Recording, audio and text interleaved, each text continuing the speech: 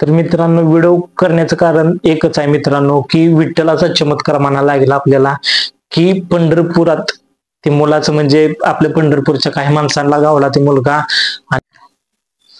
तर रामकृष्ण हरी मित्रांनो, सर्वांना युट्यूब फॅमिली सर्वांना नमस्कार. तर तुम्ही थंबनेल आणि टायटल बघून तर ओळखलं असेल की दादाने व्हिडिओ कशाबद्दल केलेला आहे.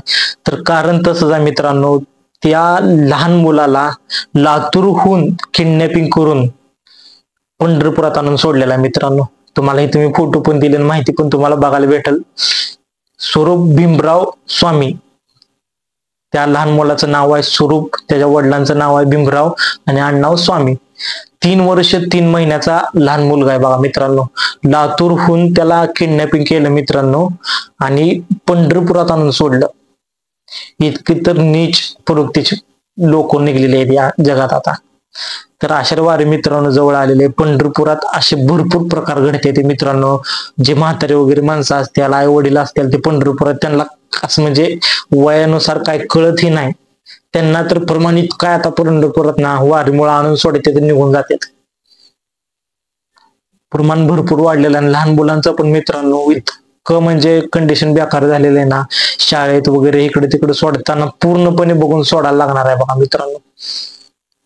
आपला मुलगा व्यवस्थित येतो का नाही हे आपण बघणं गरजेचं. तर मित्रांनो, व्हिडिओ करण्याचं कारण एकच आहे मित्रांनो, की विठ्ठलाचा चमत्कार म्हणायला लागेल आपल्याला, की पंढरपुरात ते मुलाचं म्हणजे आपल्या पंढरपूरच्या काही माणसांना गावला ते मुलगा आणि सुखरूप त्याला त्याच्या आई वडिलांपर्यंत पोहोचण्याचं काम झालं मित्रांनो.